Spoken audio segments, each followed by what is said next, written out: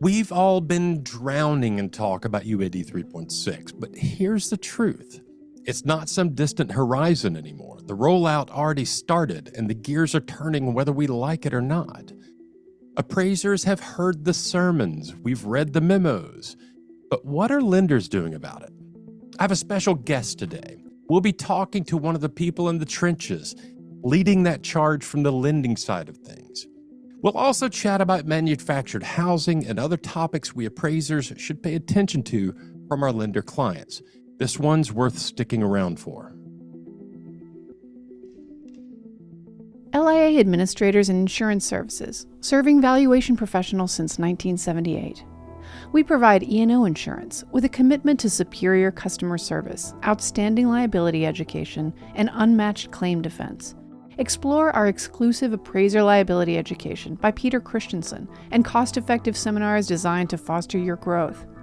Our underwriters, with an average of 26 years of experience each, are dedicated to supporting appraisers. Visit liability.com to discover how LIA can safeguard your business.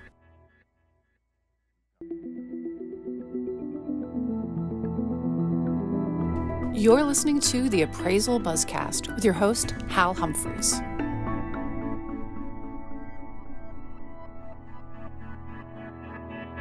Welcome back, everyone, to today's Appraisal Buzzcast. I'm Jim Morrison. Let me bring back in our host, Hal Humphreys.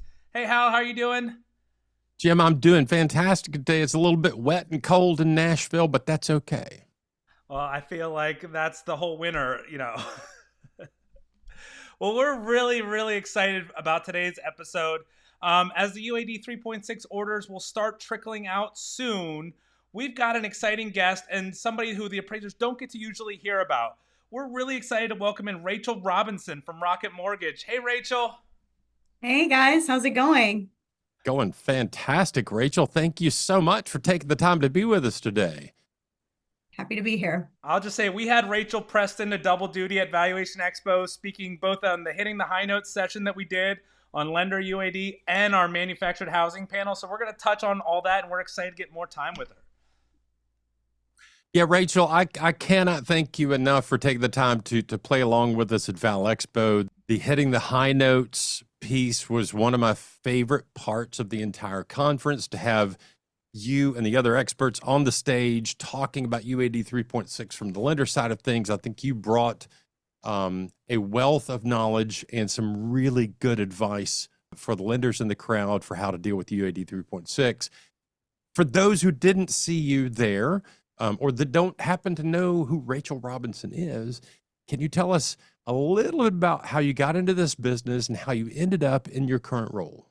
Yeah, sure. So I am at Rocket Mortgage. I started there almost 22 years ago. I came in as a loan officer, did the whole sales drill and spent about 8 years doing that. And at the time, we were building out our relocation channel, and I was working very closely with our internal process improvement team to help build out the infrastructure we needed from a technology perspective to be able to meet the needs of our clients and that channel. And I guess we just realized I was pretty good at building process and technology. So I got sucked in to the other side of the company. I spent a few years doing internal process improvement, and then transitioned over into our policy space. And so I became our FHA product manager, spent a lot of time building FHA guidelines and processes, moved to be the director of at the time we had the government credit policy team. So I led FHA, VA, USDA. And then we had some change up within our group, and we needed a team leader for collateral policy, which was not my specialty. I stepped into that role, probably 8 or 9 years ago, and I've been doing it ever since. So I have gotten to a place where things like UAD and appraisals and manufactured housing have become the loves of my life, and I'm happy to be able to do what I can in the space. I think that skill that you have that Rocket seemed to notice fairly early on, of taking a process and looking at it from kind of a 1,000-foot view and kind of dialing in, oh, we need to tweak this and adjust this and maybe do this differently or put this in a different order. That is a crazy mad skill that I wish I had. You mentioned manufactured housing. There's an old joke here in Tennessee, Rachel, that is, what do tornadoes and West Tennessee divorces have in common? Oh gosh, where is this going? You tell me. Somebody's going to lose a trailer. Oh boy. That's what people think of when they think manufactured homes, and that is not what we're talking about. No. It couldn't be further from the truth. Rocket Mortgage just put out a great informational packet on the breakdown and definitions. We'll add a link to this in the description of this podcast. Can you very quickly touch on some of the advancements of manufactured housing in recent years and what that means for us? Yeah, for sure. So, look, I think we're all trying to solve the affordable housing riddle. And I think that's going to come in a lot of different shapes and flavors. But having factory built housing options are super critical to being able to meet the need for supply. And when we talk about factory built housing, there's so many different ways we can think about that today. Manufactured homes are one of those solutions. Those types of homes are built to a standard HUD code that's been defined and allows a factory to build and repeat building in more mass quantities. Homes that meet a specific standard and are built very well and allow for optionality while not having to cost quite as much as a regular stick-built home. We also see modular homes. Those are built in a factory too. This is great. We can temperature control. It allows us to control staffing, helps to provide some control in the environment where a typical stick-built builder has a little bit less control over weather and environments that we think are a little bit of a challenge when we're trying to increase housing supply. So modular's got components built to stick-built code that we put together on site. And then we've got this new flavor of things, cross mods, where we're hitting on manufactured housing. So still meeting HUD code, but looks and feels like a single family home that we're all used to. And the GSEs have come around to bring us specific guidelines that help us use comparable sales that are single family built homes. So it's this new world, this new flavor of how we think about housing. And I think all a bigger, more critical piece to how we solve the housing problem. Yeah, and when we talk about manufactured housing and modular housing, like we're not talking about the trailers that I grew up with. We're talking about homes that in some cases, it's almost impossible to tell the difference between a modular home or a manufactured home and a stick-built home in the way that they present once they're finished. I have a friend that has a place up on Mackinac Island, and they just brought in a modular home that I cannot, for the life of me, tell, other than the 16-foot by whatever measurements, Yeah. it's hard to tell what the modules are. It's really beautiful piece of property. And I think for you, and tell me if I'm wrong, but like this notion of you're a process person. You're someone that analyzes processes and tries to come up with efficiencies, that kind of stuff. It seems like this fits right into your wheelhouse, the manufactured housing, getting a process down that makes sense. It does. And it's a really tricky riddle, right? Because I think a lot of folks have tried to solve for housing in the manufactured factory built way. And the reality is it's still really fragmented today. You have somebody building the home and then you've got to ship it. And then you've got to have another company come in and bring the cranes and bring the labor. And there's still so much room for streamlining and improvement. I think we're just on the cusp of really starting to think about real solutions. How do we bring AI and robotics into the mix? And people are starting to experiment with these concepts of building communities, land development. All of this is so challenging. That's why I love it, because tons of variables, tons of riddles to solve, and lots of room for improvement. And one of the things that hits me, and I don't want to spend too much time on manufactured housing, but one of the things that hits me is like in Japan, there is a process already in place for you go shop for your home, you find the home you want, you meet in a store with an architect, and you select the pieces you want, and then there's already an infrastructure to get the product from the plant to your site and assembled. Here in the States, that that infrastructure has yet to be put together in a really meaningful fashion. So I'm thinking of, like, if you got a modular home, if I'm building a piece of property in Tennessee, out in the country in Tennessee, and it's a stick built project. I'm literally today dealing with the fact that it's raining and it's cold and nobody's working today. But had I gone with the modular route, I would have had a really difficult time finding a crew that knew how to operate the crane and install the thing and build the foundation in the right way to be able to receive that. So I think you're right. We're right on the cusp as far as manufactured housing goes in the States. And I think there's some really intriguing and interesting things that are about to happen in the housing market around that modular housing idea.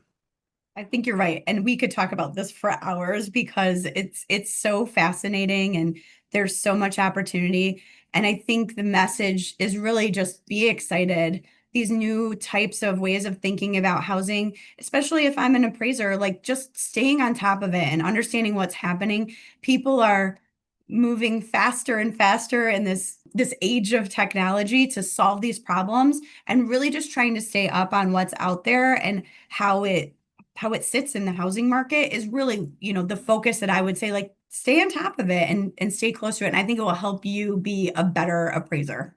Absolutely, no doubt. All right, so let's just shift gears a little bit. Let's talk about let's get into the topic that everybody's talking about these days, UAD 3.6. You've said Rocket has their policies in place, will be ready to go with the limited production rollout. What are some of the things Rocket is doing to get ready for when these orders start coming in and that process? Well, look, I think this is probably one of the most challenging projects I've ever had to work on because there's a lot of moving pieces, a lot of which is outside of our own control. And so what we can do to be ready for it is to think through, kind of the soup to nuts approach of these orders come in. What do we have to do differently? How does that impact our systems, our review process? What's the data we're going to get today that we didn't have yesterday? And does that data answer the questions in the way we need it to? Or does it answer more questions we've never even thought about answering? So really trying to think through, how that looks and feels. And then you have this other sort of weird space where you're supporting this old process and this new process. What do we do when products flip? FHA is not ready yet. What's happening with VA? Like, I think the notion that we're just going to be able to flip a switch and 3.6 is going to happen and we're all going to be super happy and have a party is like crazy. That's not what I would say. Is going into this, really understanding, okay, what do I do today? What do I need to do tomorrow? And how do I cross back and forth and live in that space for a moment until everybody's transitioned? That's what I'd say is the thing that really we're focusing on to be prepared. I think that's going to be the most challenging thing across the ecosphere for us in the collateral valuation world, is that space where we've got 2.6, 3.6, old forms, no forms. How do we deal with this? How do we deal with that? I mean, at the end of the day, change is just hard. It is. It always has been. It always will be. What are some of the things, some of the biggest hurdles that you've had to cross as you get yourself and Rocket ready for this UAD 3.6 rollout? Well, those moving pieces are hard. The biggest dependency right now that everybody's experiencing is the forms providers need to be ready, right? And that's so outside of my control and outside of an appraiser's control, right? You could be as excited as you want to be about it to get started, but if you don't have your hands on the software to start feeling what that feels like and what your whole world is going to look like when this all comes to fruition, that's hard. It's really hard to wrap your head around it. So, and having that dependency, I can be as ready as I want to be. I can't get started until I have enough appraisers able to actually put their hands on the new forms through the software. So that's hard.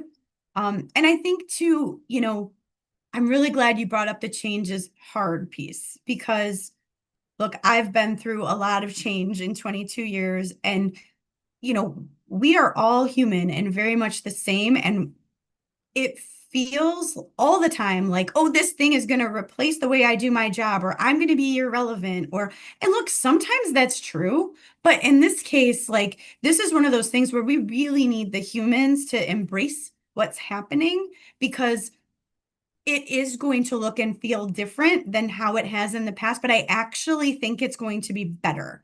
I think the things that drive appraisers nuts and drive us nuts, having to go back and get revisions and corrections and not being able to know in real time, like, what is this stuff that they're looking at 5 days later that I got to go back and change?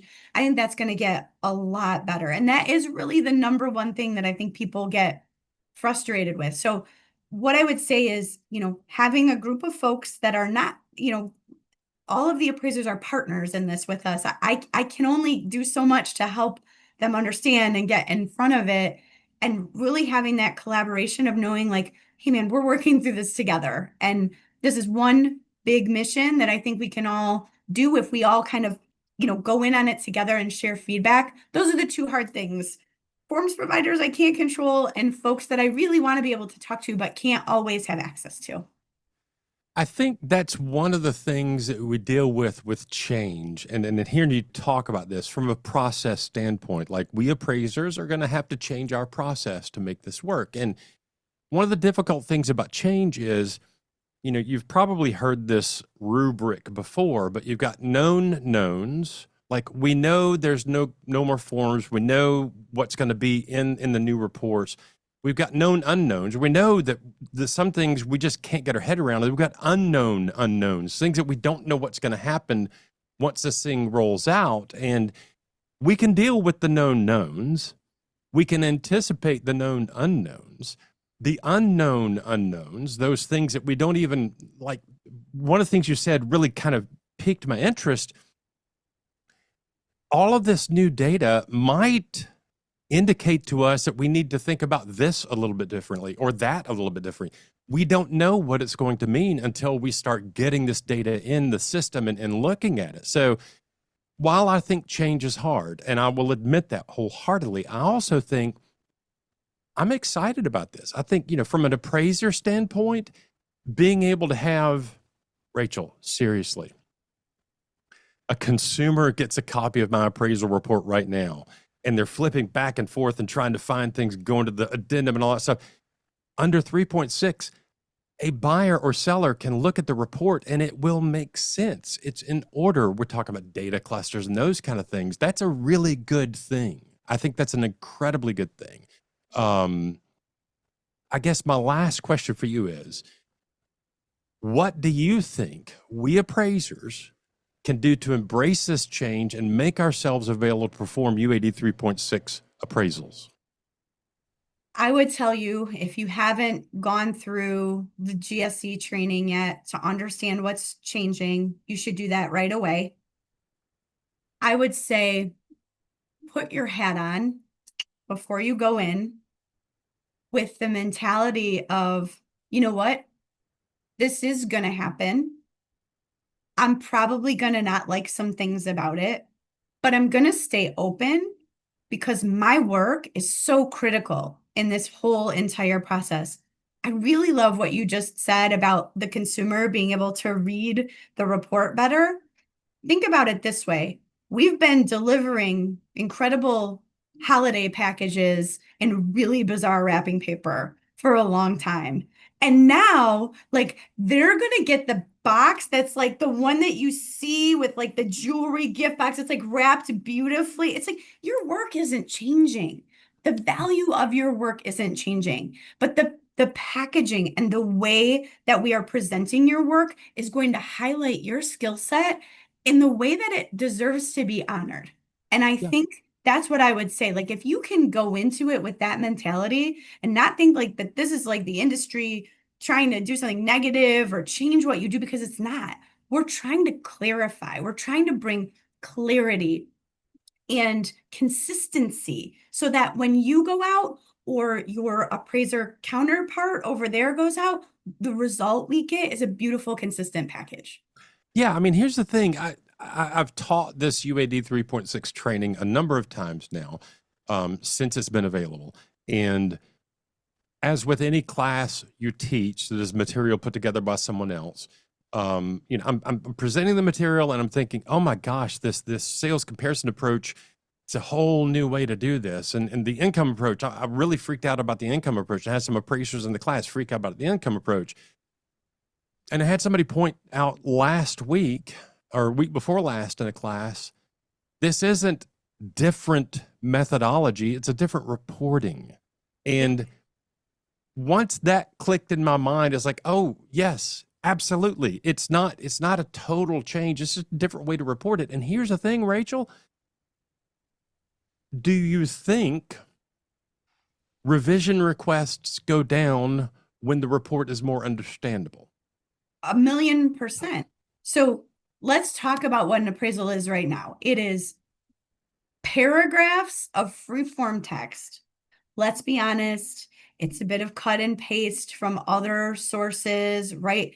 And look, everybody has the best of intentions, but we're humans and we don't communicate the same. And so when you just leave it open to chance that I am going to understand what you meant, that is room for maybe having to come back and ask for more clarification. When you change the way you report data to a specific question and a drop-down enumeration, still providing you space for additional commentary. So it's not that your thoughts and opinions aren't matter, but now it's streamlined in a way where like, I have 9 of my 10 questions answered, and I can now infer what I need to from your commentary. That is huge. Yeah. And we don't have that today. And so I see this as a lot of the things that we go back for revisions on are clerical. I mean, they really are. That's going to go away. And the software providers are doing a great job of being able to build in that some of that compliance API connection into that software so that not only do you not have to wait a week for the lender to come back and say something, but you know in real time. Who doesn't want to fix their error right away? I mean, we're all human, right? We miss stuff, we mess stuff up. But when the software is there to help you, yes, it might take a little bit longer on site, but oh my gosh, it's going to save you so much time and headache. Well, I've even had the occasion to play with some of the software in the field through mobile applications, and you get those red flag issues while you're on site, which eliminates the need to come back out and take a picture of the additional toilet that you forgot at the time, right? Correct. Right. Rachel, I could talk to you about this all day long. We could do a 7-hour podcast and I would not get bored. But I have to hear from one of our sponsors. So I'm going to do that right now. We're going to hear from one of our sponsors and we'll be right back. Are you ready to take your career in real estate appraisal to the next level? Join the Appraisal Institute, your go-to source for expert insights, industry trends, and the latest updates from the world of valuation. Whether you're an experienced appraiser or just starting out, they bring you industry resources, classes, and all the knowledge you need to stay ahead. Join today and be part of a community that's shaping the future of the appraisal profession. Visit appraisalinstitute.org to learn more and become a member. Welcome back, everybody. You're listening to the Appraisal Buzzcast. I'm Hal Humphreys, your host. I'm joined today by Rachel Robinson from Rocket. Rachel, thank you so very much for taking the time to be with me today. Like I said before, we took a quick break for one of our sponsors. I could spend all day talking to you about these things, and I know neither one of us has that much time. I'm going to warn you, Jim Morrison, our producer, sometimes tries to trick me up or our guest up with what he calls an anonymous appraiser question. Jim, are you going to try and stump us today? Well, we are always looking for questions from our audience. We appreciate your feedback. So reach out to us at comments@appraisalbuzz.com if you want to ask one of our future guests. But this is a fun one. It says, I got a revision request asking me to treat a garage conversion ADU as a garage since it's not permitted as an ADU. I put in the garage count as 0, and I was told if it's not a garage at the time of the inspection, I cannot call it a garage. How do I handle this with my client, and what's the right way to call these out going forward? Rachel? Well, I mean, it sounds to me like you have an ADU on your hands and you need to report it as an ADU and no garage. I think the best way to interact with your client would be if you have questions to just reach out to them and have a conversation. But I would expect on my end that that's how you're going to report it back and just report the facts. That's what we need to know. And we can make the decisions around whether or not that property is eligible from there. Yeah, I mean, two things. One, we're not dealing with Schrodinger's garage, right? We can see the thing, we can see what it is, we know what it is.